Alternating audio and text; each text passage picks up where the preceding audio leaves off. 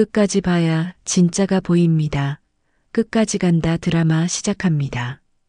어느 날 새벽 책방 2층 난간에서 거꾸로 매달린 채 흔들리던 손목. 그 손목이 내 것이었다. 누군가 내 등을 강하게 밀었고 바닥으로 곤두박질 치기 직전 나는 들었다. 이제 끝내자. 유원장은 준비됐다는 내 아들의 목소리를. 서울 골목 깊숙한 곳에 자리한 작은 책방. 40년간 한 자리를 지켜온 이 공간에는 시간의 흔적이 켜켜이 쌓여 있다. 바랜 간판, 삐걱거리는 문고리, 먼지가 내려앉은 책들이 말없이 세월을 증명하고 있었다. 안녕하세요. 저는 한정표입니다. 올해 70이 되었죠. 평생을 이 책방과 함께 살아왔습니다. 아내가 떠난 지 벌써 5년이 지났어요. 그 후로 혼자서 이 공간을 지키고 있죠. 매일 아침 7시에 일어나 책방 문을 엽니다. 손님이 많지는 않아요. 하루에 서너 명 정도 들러주시면 다행이었죠.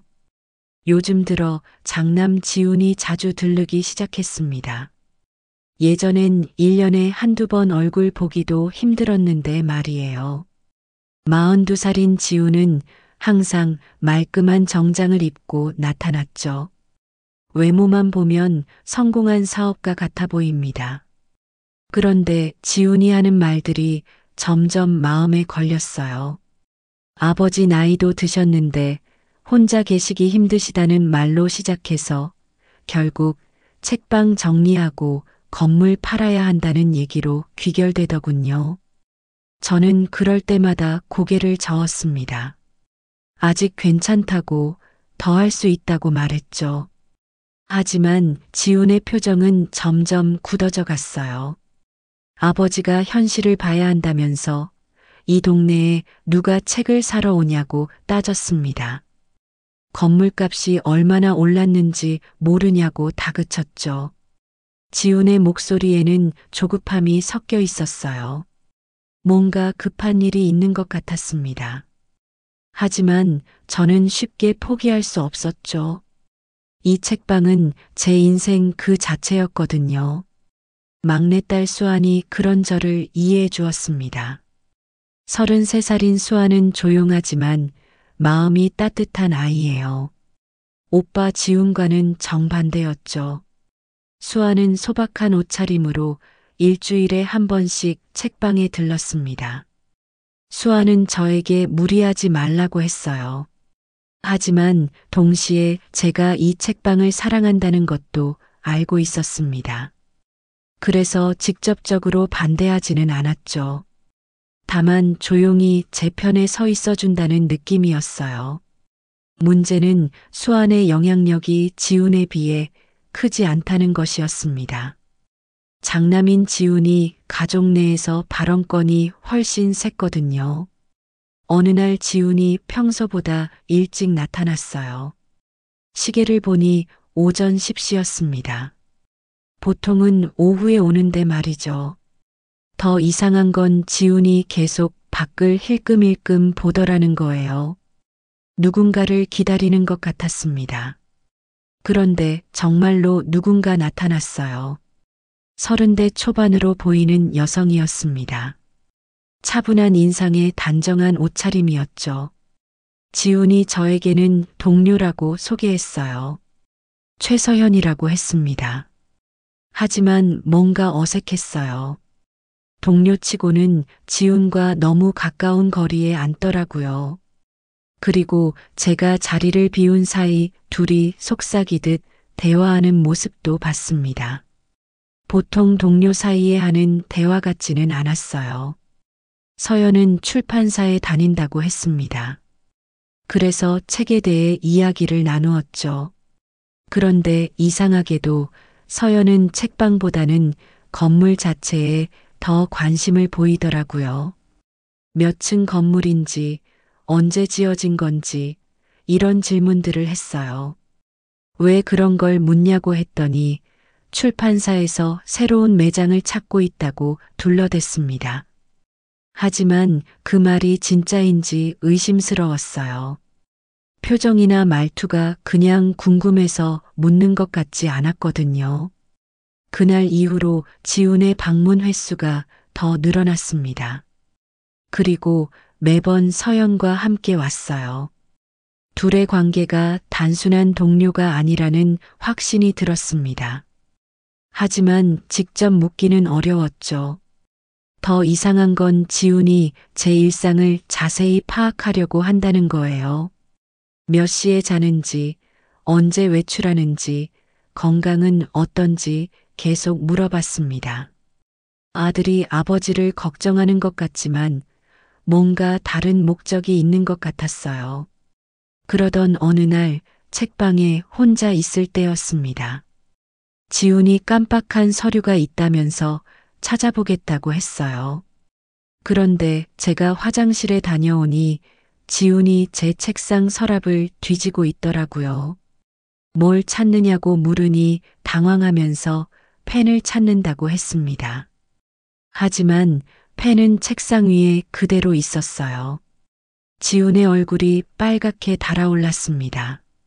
뭔가 들키면 안 되는 일을 하고 있었던 거죠. 그때부터 불안감이 밀려왔어요. 아들이지만 믿을 수 없다는 생각이 들었습니다. 그리고 서연이라는 여자도 마음에 걸렸죠.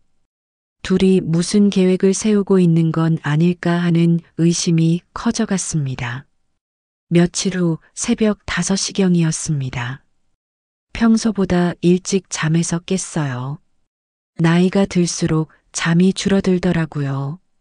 화장실에 가려고 일어났는데 아래층에서 이상한 소리가 들렸습니다. 똑똑똑. 누군가 책방 문을 두드리고 있었어요. 이런 시간에 누가 올 리가 없는데 말이죠. 혹시 도둑인가 싶어서 조심스럽게 계단을 내려갔습니다. 유리창으로 내다보니 한 여자가 서 있었어요. 희미한 가로등 불빛의 실루엣만 보였지만 체격으로 봐서는 서연 같았습니다. 문고리를 잡고 좌우로 흔들고 있더라고요. 문을 열었습니다. 정말 서연이었어요.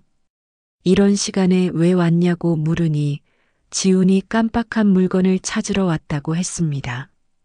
급한 일이라고 하더라고요. 하지만 뭔가 이상했어요. 서연의 옷차림이 평상시와 달랐습니다. 검은색 후드티에 모자까지 눌러쓰고 있었어요. 그리고 표정도 평소보다 경직되어 보였습니다. 무슨 물건인지 물어봤더니 서류라고 했어요. 지훈이 어디에 뒀는지 알려줬다면서 책장 쪽으로 향했습니다. 저는 뒤따라갔죠. 서연이 책장 사이를 뒤지기 시작했어요. 평소에 손님들도 잘 안 보는 구석진 곳이었습니다. 오래된 책들만 꽂혀 있는 곳이죠. 무슨 서류가 거기 있겠어요? 그런데 정말로 뭔가 나왔습니다. 비닐봉지에 쌓인 작은 꾸러미였어요. 서연이 그걸 집어들고는 빨리 나가려고 했습니다. 저는 호기심이 생겼어요. 뭘 찾은 건지 궁금했죠. 그래서 잠시만 보자고 했습니다. 서연이 당황하면서 그냥 서류라고 했지만 저는 포기하지 않았어요. 결국 서연이 보여줬는데 제가 본 건 서류가 아니었습니다. 작은 도장 하나와 종이 뭉치였어요. 그런데 그 도장이 제 것과 똑같이 생겼더라고요. 이상했습니다. 제 도장은 책상 서랍에 잘 보관하고 있거든요. 왜 똑같은 도장이 책장에 숨겨져 있는 건가요? 그리고 그 종이들은 뭐였을까요? 서연에게 물어봤지만 잘 모르겠다고 했어요. 지훈이 맡겨둔 거라고만 했죠. 하지만 서연의 얼굴에는 당황이 역력했습니다. 들키면 안 되는 걸 들킨 표정이었어요.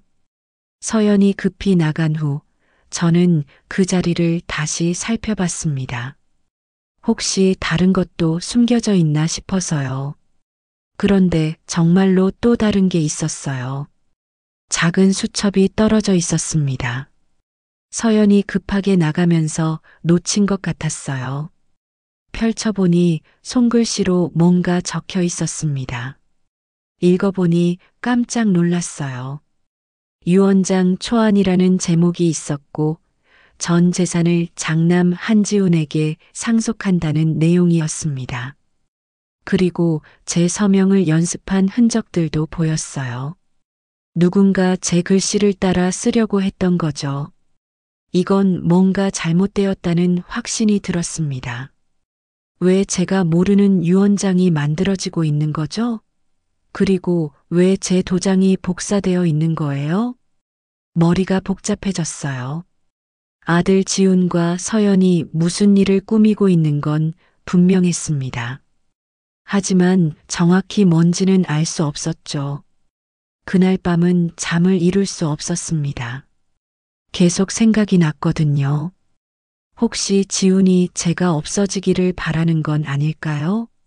건물을 팔고 싶어 하는 것도 자꾸 제 일상을 파악하려는 것도 모두 연결되는 것 같았어요.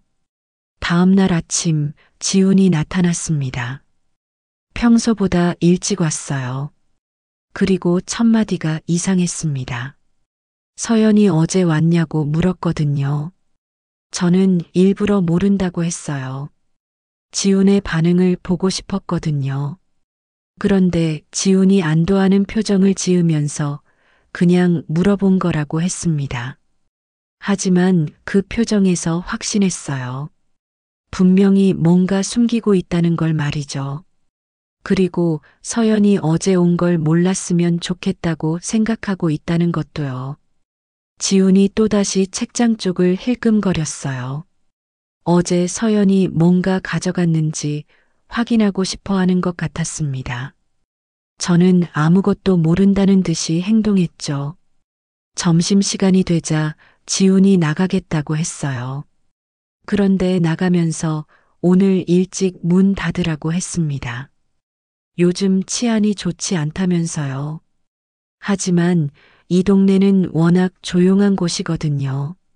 무슨 치안 문제가 있겠어요?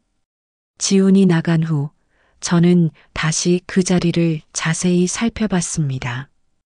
혹시 놓친 게 또 있나 싶어서요. 그런데 정말로 또 발견한 게 있었어요. 책 사이에 작은 메모지가 끼워져 있었습니다. 전화번호가 적혀 있었어요. 그리고 밑에는 박태영이라는 이름이 있었습니다. 변호사라고도 적혀 있더라고요. 이 변호사가 누구일까요? 왜 지훈과 서연이 변호사와 연락하고 있는 걸까요? 그리고 왜 이런 걸 책장에 숨겨둔 걸까요? 불안감이 점점 커져갔습니다. 뭔가 저를 둘러싸고 큰 계획이 진행되고 있다는 느낌이었어요. 그리고 그 계획의 중심에는 저의 의지와 상관없이 만들어지는 유언장이 있는 것 같았습니다. 며칠 후 지훈이 한 남자와 함께 나타났습니다. 40대 중반으로 보이는 남자였어요. 검은 정장에 가죽 서류 가방을 들고 있었습니다. 첫인상부터 딱딱해 보였죠.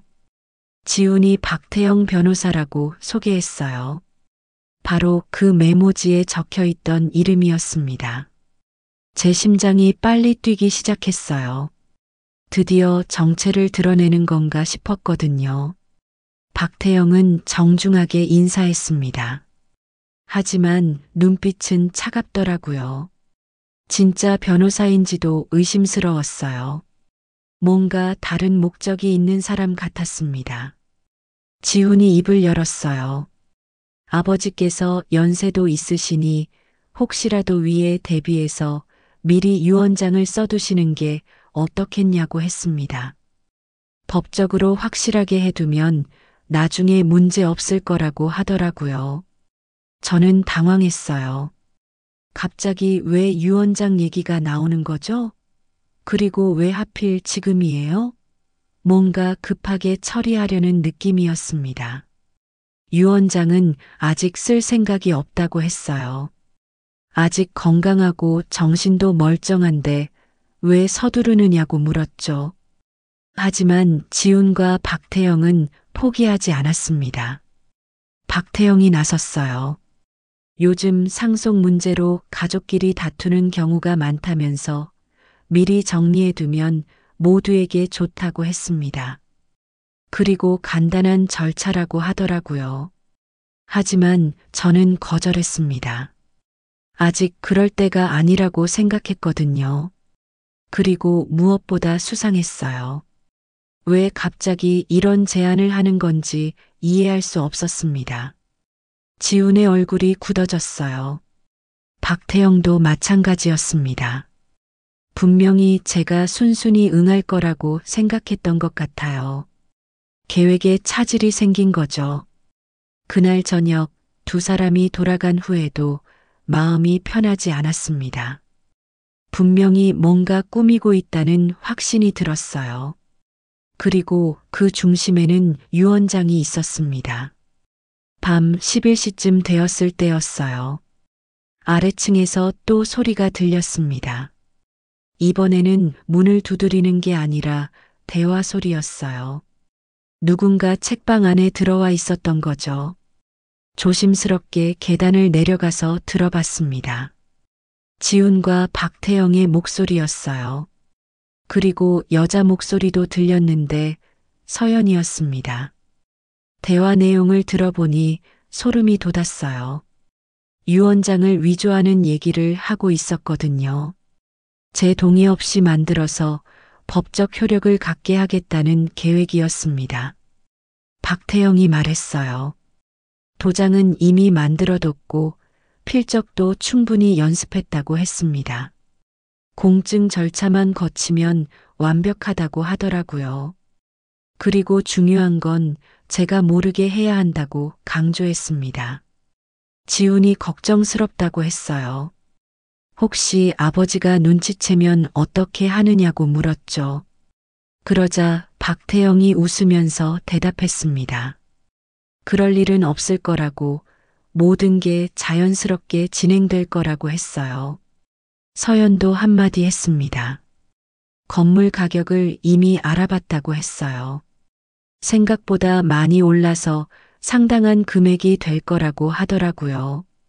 그 말을 듣는 지훈의 목소리가 밝아졌습니다. 저는 그 자리에서 온몸이 떨렸어요. 제 아들이 저를 속이고 재산을 가로채려 한다니요. 그것도 변조된 유 원장을 이용해서 말이에요.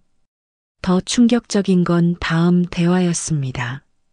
박태영이 만약의 경우를 대비해야 한다고 했어요. 유 원장만으로는 부족할 수도 있다고 하면서 좀 더 확실한 방법을 생각해야 한다고 했습니다. 지훈이 무슨 뜻이냐고 물었어요. 박태영은 잠시 망설이더니 말했습니다. 자연스러운 사고처럼 보이게 하는 방법도 있다고 했어요. 그러면 유 원장 문제도 자동으로 해결된다고 하더라고요. 그 말을 듣는 순간 정말 무서웠습니다. 사고처럼 보이게 한다는 게 뭘 의미하는지 알 수 있었거든요. 저를 없애버리려는 계획까지 세우고 있었던 거예요. 서연이 그건 너무 위험하다고 했어요.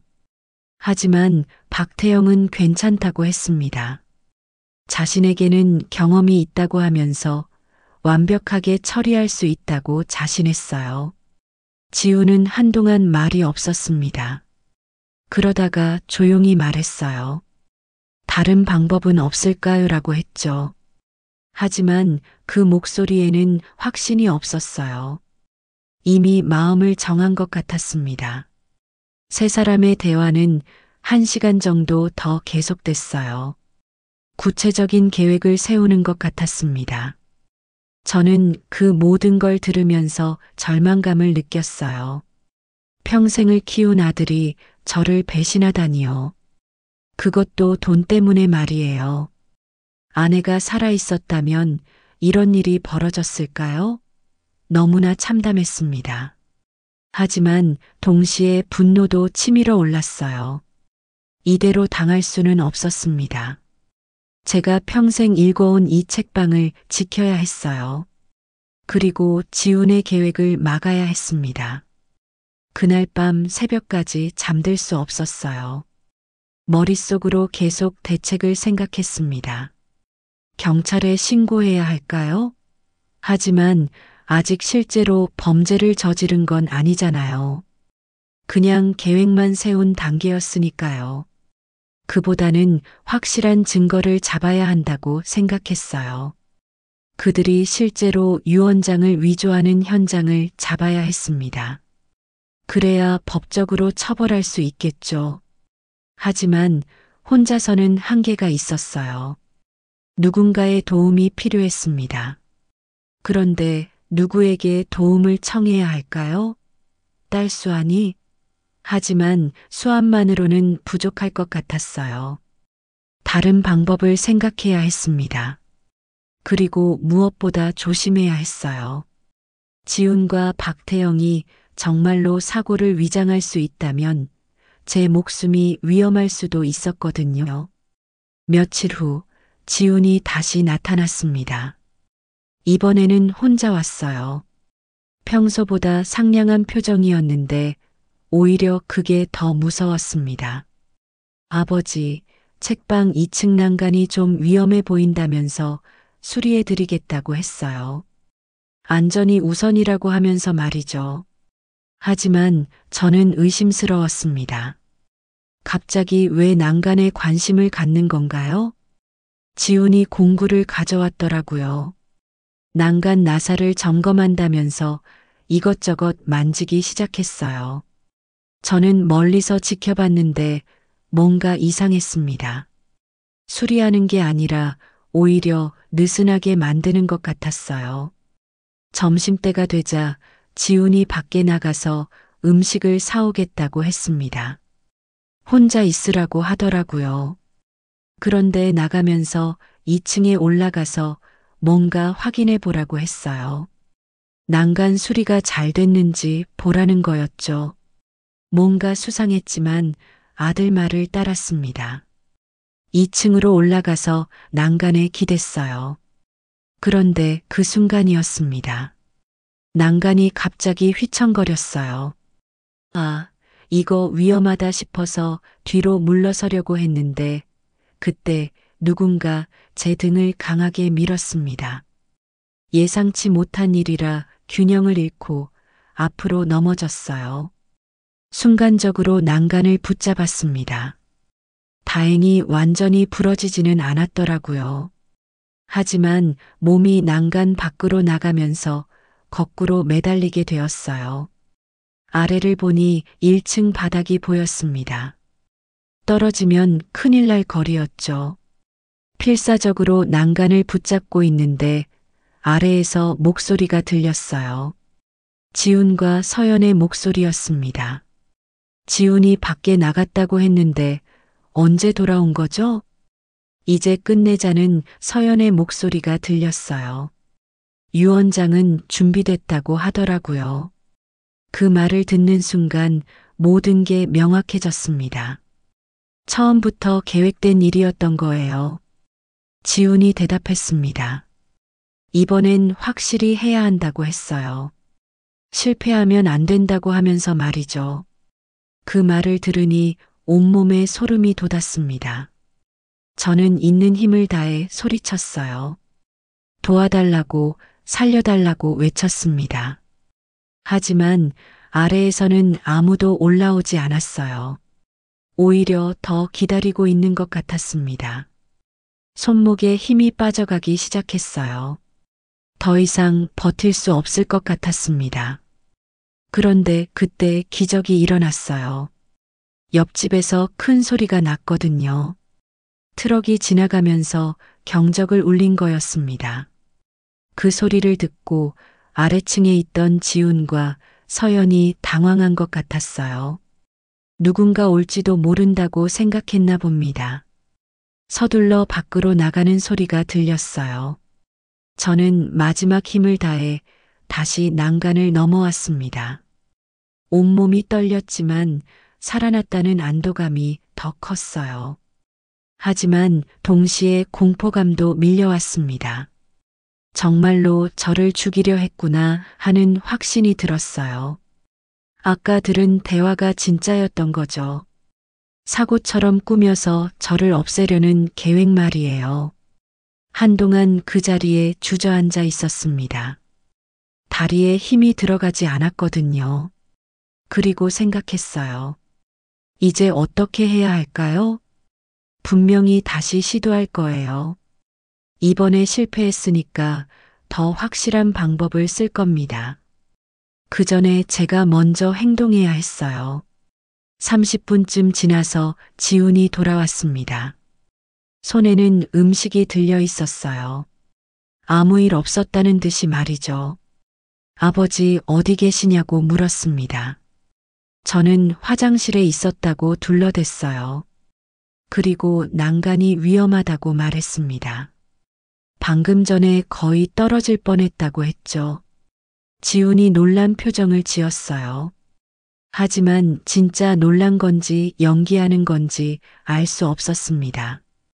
당장 수리하겠다면서 다시 공구를 꺼냈어요. 하지만 이번에는 정말로 수리하는 것 같았습니다. 나사를 단단히 조이고 있었거든요. 아까와는 정반대였어요. 누군가 목격할 수 있는 상황에서는 증거를 남기면 안 되니까요. 그날 저녁 지훈이 돌아간 후 저는 딸 수환에게 전화했습니다. 당장 와달라고 했어요. 급한 일이 있다고 했죠. 수환이 30분 후에 도착했습니다. 걱정스러운 표정이었어요. 무슨 일이냐고 물었죠. 저는 오늘 있었던 일을 모두 말해줬습니다. 수환이 믿기 어렵다는 표정이었어요. 오빠가 정말 그런 일을 할까요라고 물었습니다. 하지만 저는 확신했어요. 제가 직접 경험한 일이니까요. 그래도 수아는 의심스럽다고 했어요. 혹시 오해가 아닐까요라고 했죠. 오빠도 나름대로 아버지를 걱정하는 마음에서 그런 거 아닐까요라고 했습니다. 하지만 저는 포기하지 않았어요. 지금까지 들은 대화들, 발견한 위조 도장들, 오늘 있었던 일까지 자세히 설명했습니다. 수환의 표정이 점점 굳어졌어요. 마지막에 수환이 말했습니다. 그럼 어떻게 할까요라고 물었어요. 경찰에 신고할까요라고 했죠. 하지만 저는 아직 이르다고 생각했습니다. 증거가 부족했어요. 제가 혼자 겪은 일들이 대부분이었거든요. 객관적인 증거가 필요했습니다. 그래야 확실하게 막을 수 있을 거예요. 그날 밤 수환이 제 방에서 잤습니다. 혹시라도 또 무슨 일이 생길까 봐서요. 덕분에 조금은 안심할 수 있었어요. 하지만 잠은 쉽게 오지 않았습니다. 계속 생각이 났거든요. 지훈이 다음에는 어떤 방법을 쓸까요? 더 확실하고 의심받지 않을 방법을 찾을 겁니다. 시간이 많지 않았어요. 빨리 대책을 세워야 했습니다. 그리고 무엇보다 도움을 청할 사람을 찾아야 했어요. 혼자서는 감당할 수 없는 일이었거든요. 다음 날 아침 일찍 평소보다 이른 시간에 손님이 한 명 들어왔습니다. 29살 정도로 보이는 젊은 남자였어요. 조도현이라고 자신을 소개했습니다. 동네 신문사 기자라고 했어요. 가끔 이 골목을 지나다니면서 책방이 궁금했다고 하더라고요. 오래된 책방의 이야기를 취재하고 싶다고 했습니다. 처음에는 별로 관심이 없었어요. 지금 그런 여유가 있는 상황이 아니었거든요. 하지만 도연이 계속 말을 걸었습니다. 책방의 역사나 운영 방식에 대해 진심으로 궁금해하는 것 같았어요. 그런데 도연이 이상한 걸 발견했습니다. 2층 난간 주변에 떨어져 있는 나사들을 보더니 이게 뭐냐고 물었어요. 어제 수리하다가 떨어뜨린 거라고 둘러댔지만 도연의 눈빛이 예사롭지 않았습니다. 도연이 난간을 자세히 살펴봤어요. 그리고 말했습니다. 이 나사들이 일부러 느슨하게 풀린 흔적이 있다고 했어요. 수리한 게 아니라 오히려 위험하게 만든 것 같다고 하더라고요. 그 말을 듣고 깜짝 놀랐어요. 기자라서 그런지 관찰력이 뛰어나더라고요. 그리고 무엇보다 제가 겪은 일을 믿어줄 사람이 나타난 것 같았어요. 도연에게 털어놓을까 고민했습니다. 하지만 너무 황당한 이야기 아닐까요? 아들이 아버지를 죽이려 한다는 얘기를 누가 쉽게 믿겠어요? 그런데 도연이 먼저 말을 꺼냈습니다. 혹시 무슨 문제가 있으신 건 아니냐고 물었어요. 표정이나 분위기가 평범하지 않다고 하더라고요. 그때 마침 지훈이 나타났습니다. 서연과 함께 말이에요.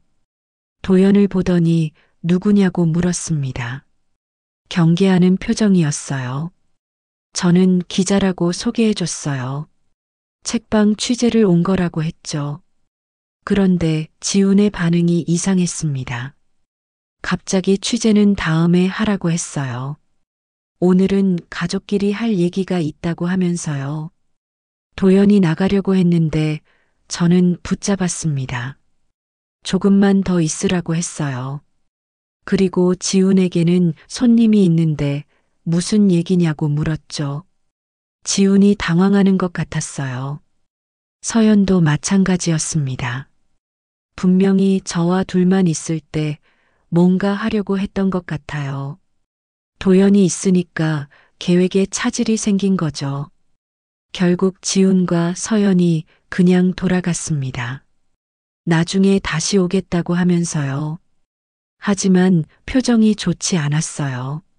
뭔가 꼬인 것 같다는 표정이었습니다. 도연이 그들이 나간 후에 말했어요. 뭔가 수상하다고 했습니다. 가족치고는 분위기가 어색하더라고 하더라고요. 그리고 특히 여자분은 왜 계속 이리저리 둘러보고 있었냐고 물었어요. 그때 저는 결심했습니다. 도연에게 모든 걸 털어놓기로 했어요. 혼자서는 한계가 있었거든요. 그리고 도연이라면 믿을 수 있을 것 같았습니다. 처음에는 믿기 어렵다는 표정이었어요. 하지만 제가 발견한 위조 도장이나 수첩, 들었던 대화 내용들을 자세히 설명하니까 점점 진지해지더라고요. 특히 어제 있었던 난간 사건을 얘기하니까 도연의 표정이 완전히 바뀌었어요. 그래서 아까 난간을 그렇게 자세히 본 거구나 하는 표정이었습니다. 도연이 말했어요. 이건 정말 위험한 상황이라고 했습니다. 빨리 증거를 수집해야 한다고 하더라고요. 그리고 자신이 도와주겠다고 했어요. 기자 경험이 있어서 이런 사건을 다뤄본 적이 있다고 했습니다. 몰래 녹음하거나 촬영하는 방법도 안다고 하더라고요. 그리고 무엇보다 객관적인 시각으로 봐줄 수 있다고 했습니다. 도연이 구체적인 계획을 제안했어요. 지훈과 서연, 박태영이 만나는 자리를 만들어서 그들의 대화를 녹음하자는 거였습니다. 그러면 확실한 증거를 잡을 수 있을 거라고 했어요. 하지만 어떻게 그런 자리를 만들 수 있을까요? 저는 의문이었어요. 그들이 함부로 말할까요? 도연이 아이디어를 냈습니다. 제가 일부러 병약한 척 연기해 보라는 거였어요. 그러면 그들이 서두를 거라고 했습니다. 유언장 위조를 빨리 진행하려고 할 거라고 했죠. 그리고 그 과정에서 실수를 하게 될 거라고 했어요. 급하게 일을 처리하다 보면 증거를 남기게 된다고 하더라고요. 도연이 녹음기와 초소형 카메라를 구해오겠다고 했습니다. 요즘은 성능이 좋아서 들키지 않게 녹화할 수 있다고 하더라고요. 저는 정말 고마웠어요. 이런 위기 상황에서 도와줄 사람이 나타났다니요. 혼자였다면 정말 어떻게 됐을지 모르겠어요. 도연이 말했습니다. 내일부터 본격적으로 시작하자고 했어요. 그리고 절대 들키면 안 된다고 강조했습니다.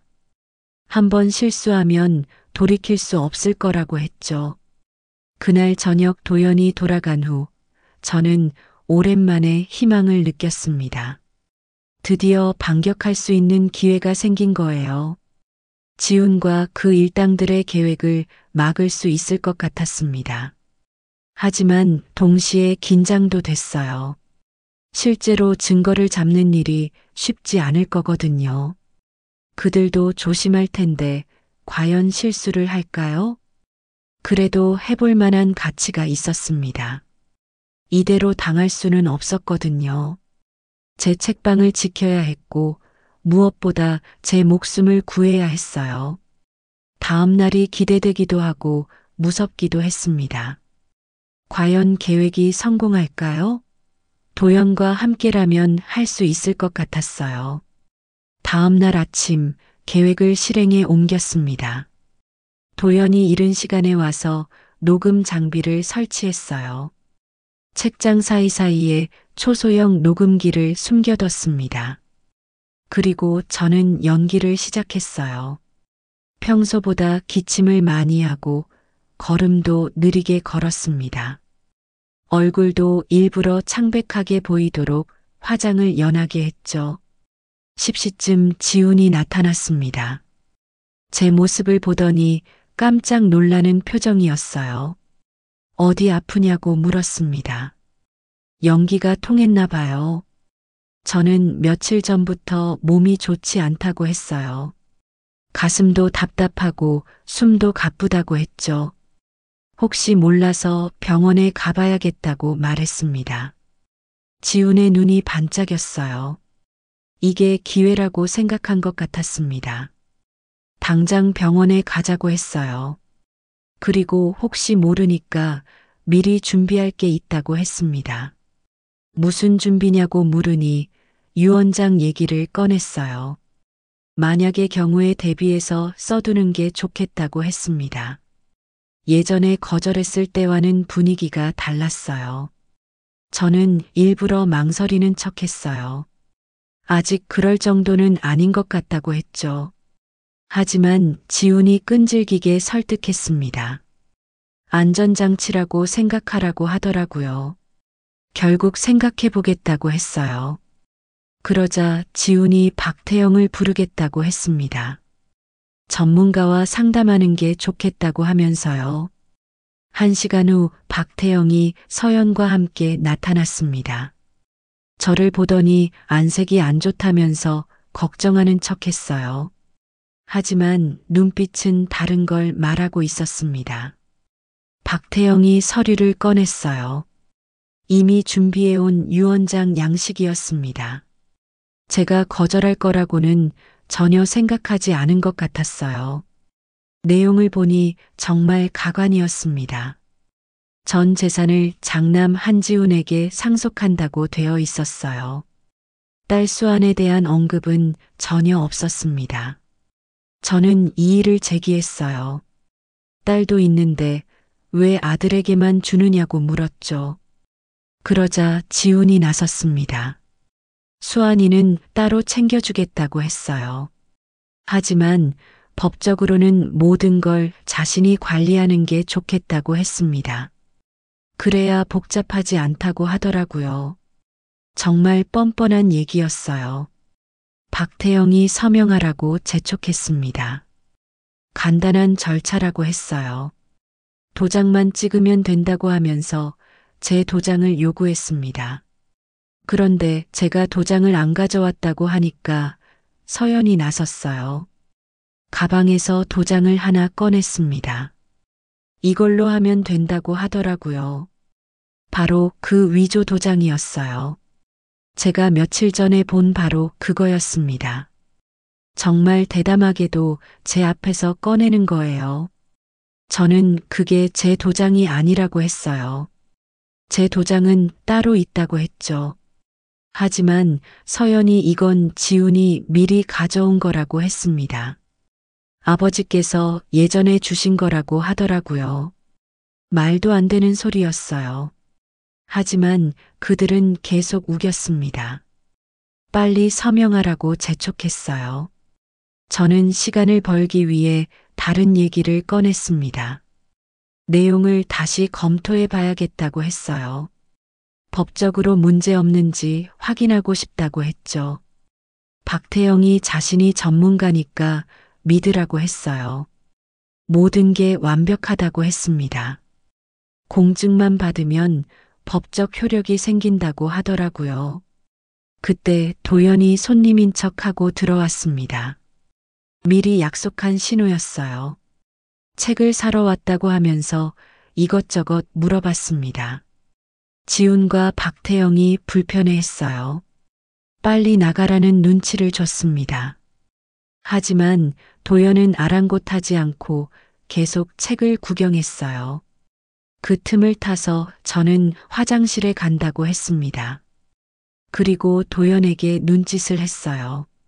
모든 걸 녹음하라는 신호였죠. 화장실에 있는 동안 밖에서 대화 소리가 들렸어요. 지훈이 박태영에게 뭔가 말하고 있었습니다. 손님이 있으니까 다음에 하자고 하는 것 같았어요. 하지만 박태영은 오늘 끝내자고 했습니다. 내일 공증 사무소에 가자고 하더라고요. 모든 준비가 끝났으니 미룰 이유가 없다고 했어요. 서연도 동의했습니다. 빨리 처리하는 게 좋겠다고 했어요. 혹시 마음이 바뀔지도 모른다고 하면서요. 저는 화장실에서 나와서 말했어요. 오늘은 몸이 안 좋으니까 내일 하자고 했습니다. 하룻밤 생각해보고 결정하겠다고 했죠. 지훈이 실망하는 표정이었어요. 하지만 어쩔 수 없었습니다. 손님도 있고 해서 강제로 할 수는 없었거든요. 결국 그들이 내일 다시 오기로 했어요. 아침 일찍 공증 사무소에 가자고 했습니다. 그리고 절대 마음 바꾸지 말라고 당부했어요. 세 사람이 나간 후 도연이 말했습니다. 모든 걸 녹음했다고 했어요. 위조 도장 꺼내는 장면도 촬영했다고 하더라고요. 하지만 아직 결정적인 증거는 부족했어요. 실제로 위조를 하는 현장을 잡아야 했습니다. 내일이 마지막 기회가 될 거라고 도연이 말했어요. 그날 밤 도연과 함께 최종 계획을 세웠습니다. 내일 공증 사무소에서 모든 걸 끝내기로 했어요. 그들이 위조 도장을 사용하는 순간을 포착하는 거였죠. 드디어 결전의 날이 다가왔습니다. 과연 성공할 수 있을까요? 도연과 저의 계획이 통할지 정말 궁금했어요. 다음 날 아침 9시 지훈과 박태영, 서연이 함께 나타났습니다. 모두 정장을 차려입고 있었어요. 중요한 날이라고 생각하는 것 같았습니다. 저는 어제보다 더 아픈 척 연기했어요. 기침도 심하게 하고 걸음도 휘청거렸습니다. 정말 위독해 보이게 말이죠. 공증 사무소로 가는 길에 도연이 몰래 따라왔어요. 미리 계획한 대로였습니다. 그리고 도연이 미리 경찰에 연락해뒀다고 했어요. 공증 사무소에 도착했습니다. 박태영이 공증인과 미리 얘기해뒀는지 모든 절차가 빨랐어요. 서류 검토도 대충 하는 것 같았습니다. 공증인이 유언장을 읽어줬어요. 전 재산을 장남에게 상속한다는 내용이었습니다. 정말 듣기 싫은 내용이었지만 참았어요. 이제 서명과 날인만 하면 된다고 했습니다. 그때 저는 일부러 떨리는 손으로 펜을 들었어요. 정말 아픈 사람처럼 보이게 말이죠. 서명을 마치고 이제 도장을 찍어야 했습니다. 그때 서연이 가방에서 위조 도장을 꺼냈어요. 바로 그 순간이었습니다. 도연이 문을 열고 들어왔어요. 경찰관 2명과 함께였습니다. 모두가 깜짝 놀랐어요. 특히 지훈과 박태영의 얼굴이 새하얗게 질렸습니다. 경찰이 말했습니다. 유 원장 위조 신고를 받았다고 했어요. 그리고 서연이 들고 있는 도장을 보자고 했습니다.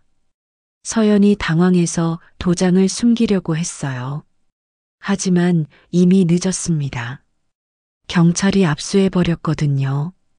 도연이 증거를 제시했습니다. 며칠간 녹음한 대화 내용들과 촬영한 영상들을 보여줬어요. 유 원장 위조를 계획하는 모습들이 고스란히 담겨 있었습니다.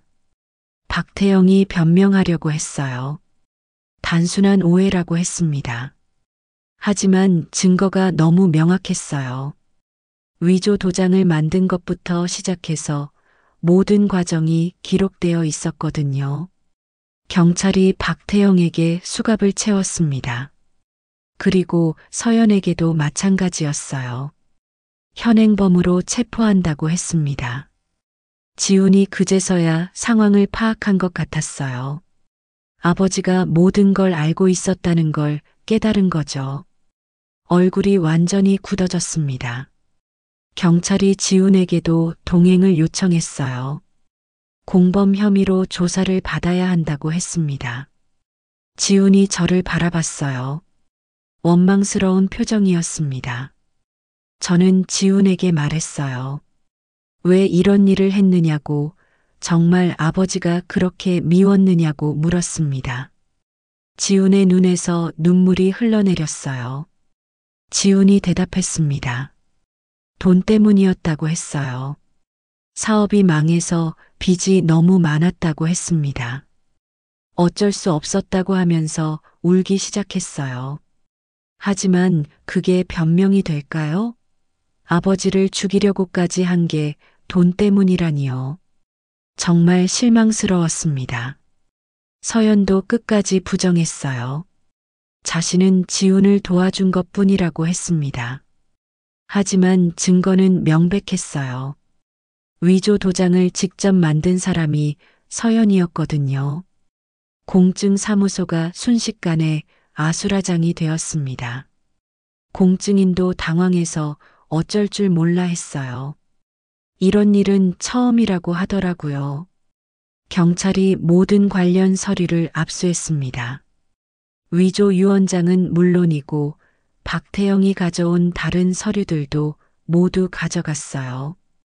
30분 후 세 사람이 모두 경찰서로 연행되었습니다. 지훈이 마지막까지 저를 바라봤어요.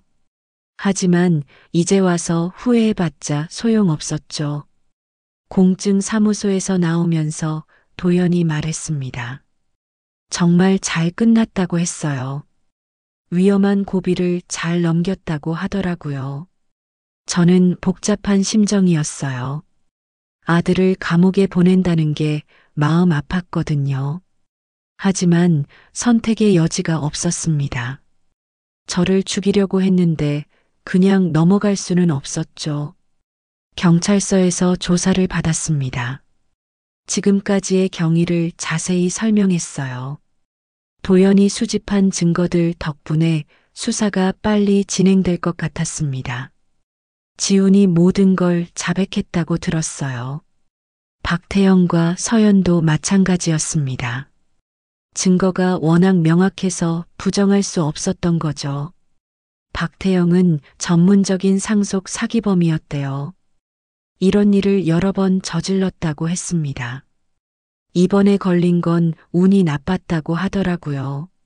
서연은 지훈의 내연녀가 맞았어요. 둘이 함께 제 재산을 노리고 있었던 거죠. 사랑이 아니라 돈 때문에 만난 관계였습니다.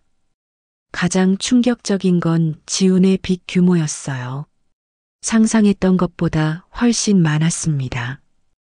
그래서 그렇게 절박했던 거구나 싶었어요. 하지만 그래도 아버지를 죽이려고 할 이유는 없었죠. 다른 방법이 얼마든지 있었을 텐데 말이에요. 경찰이 말했습니다. 살인 미수와 문서 위조, 사기 등 여러 죄목이 적용될 거라고 했어요.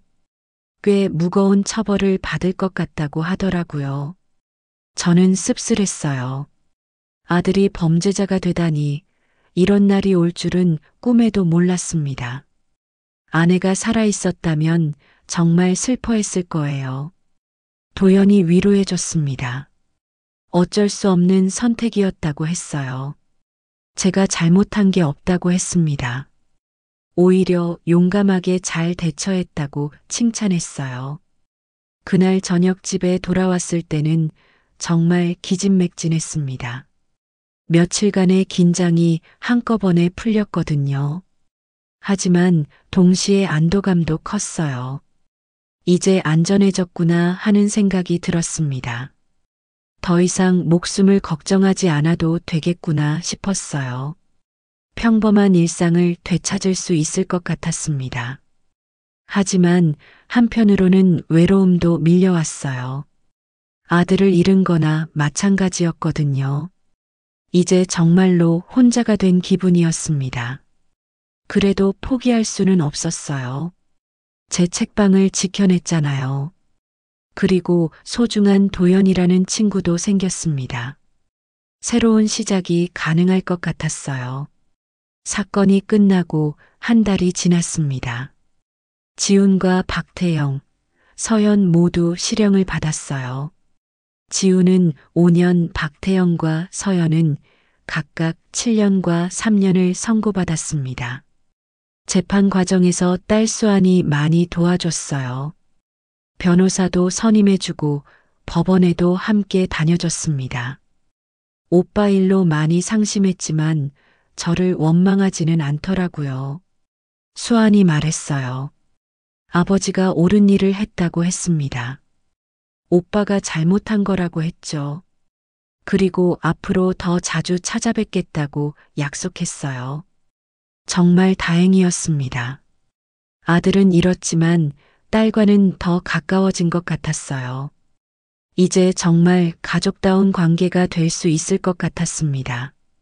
도연도 계속 책방에 들렀어요. 사건 이후로 더 자주 오게 됐습니다. 이제는 친구가 된 것 같았어요. 나이 차이는 많이 나지만 마음이 잘 맞았거든요.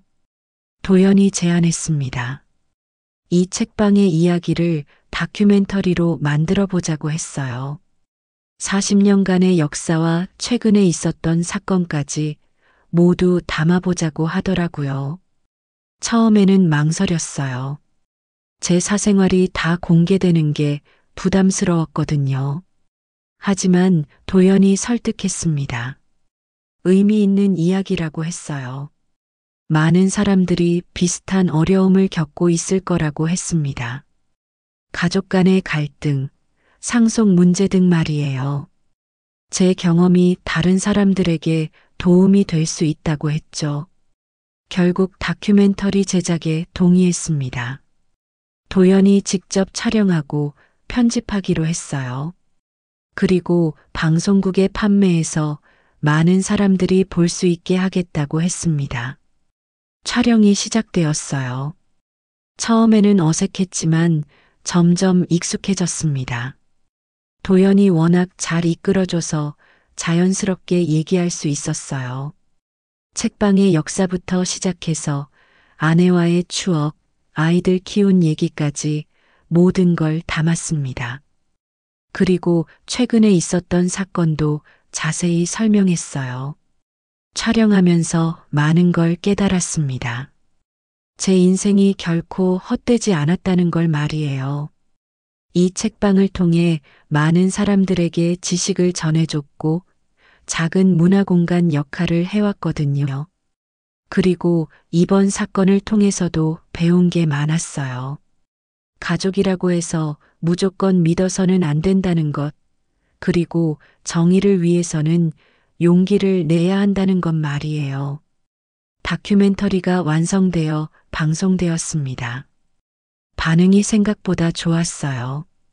많은 사람들이 감동했다고 연락을 주셨습니다. 특히 비슷한 상황에 있는 어르신들의 반응이 뜨거웠어요. 용기를 얻었다고 하시는 분들이 많았습니다. 정말 뿌듯했어요. 방송 후에 책방에 손님들이 늘어났습니다. 다큐멘터리를 보고 찾아오시는 분들이었어요. 오래간만에 책방이 활기를 되찾았습니다. 젊은 손님들도 많이 왔어요. 도연 또래의 기자들이나 작가들이 자주 들렀습니다. 이런 공간이 필요했다고 하시더라고요. 저는 정말 행복했어요. 책방이 다시 살아나는 느낌이었거든요. 사람들이 책을 읽고 이야기를 나누는 모습을 보니 보람찼습니다. 수안도 자주 들렀어요. 아이들과 함께 와서 책을 읽어주곤 했습니다. 손자들이 책방에서 뛰노는 모습을 보니 정말 좋았어요. 어느 날 수안이 말했습니다. 나중에 이 책방을 물려받고 싶다고 했어요. 아버지의 뜻을 이어가겠다고 하더라고요. 정말 감격스러웠습니다. 제대로 된 후계자를 찾은 기분이었어요. 수안이라면 책방을 잘 운영할 수 있을 것 같았습니다. 그날 저녁 저는 새로운 간판을 만들기로 했어요. 낡은 간판을 바꿔서 책방에 활력을 불어넣고 싶었거든요. 간판에 들어갈 문구를 고민하다가 좋은 아이디어가 떠올랐어요. 지식은 돈보다 오래 남는다라는 문구를 넣기로 했습니다. 이번 사건을 통해 정말 절실히 느낀 말이었어요. 돈을 위해서는 가족도 배신하지만 지식과 지혜는 영원히 남아있거든요. 새 간판을 달고 보니 책방이 완전히 새로워진 것 같았습니다. 40년의 역사는 그대로 두고 새로운 시작을 알리는 상징이 된 거죠. 도연이 그 모습을 사진으로 찍어줬어요. 그리고 말했습니다. 정말 멋있다고 했어요. 새로운 출발에 어울리는 간판이라고 했습니다. 이제 71살이 되었지만 새로운 꿈이 생겼어요. 이 책방을 더 많은 사람들이 사랑하는 공간으로 만들고 싶습니다. 그리고 수안에게 잘 물려줘서 대를 이어갈 수 있게 하고 싶어요. 그러면 제 인생도 성공한 거라고 할 수 있겠죠. 매일 아침 일어나서 새 간판을 보면 마음이 뿌듯해집니다. 어려운 고비를 잘 넘겼다는 성취감과 함께 미래에 대한 희망도 느껴져요. 지식은 정말 돈보다 오래 남습니다. 그리고 사람의 마음도 돈보다 소중하죠. 이제야 그 진짜 의미를 알 것 같습니다. 책방에 봄이 왔습니다. 긴 겨울을 견뎌낸 후에 찾아온 따뜻한 봄날입니다.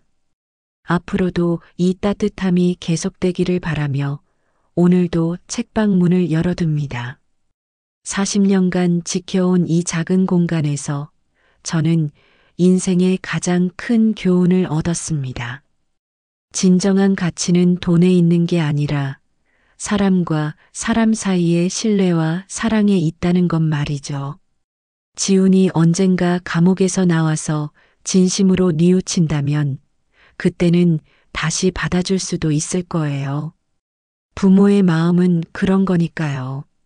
하지만 그 전까지는 이 책방을 더욱 발전시켜 나갈 겁니다. 도연과 수안, 그리고 새로 알게 된 많은 분들과 함께 말이에요. 어제는 지나갔고 내일은 아직 오지 않았습니다. 오늘 이 순간이 가장 소중해요.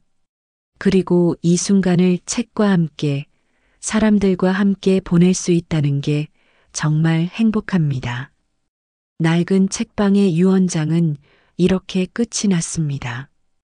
죽음을 위한 유언장이 아니라 새로운 삶을 위한 다짐이 되었죠.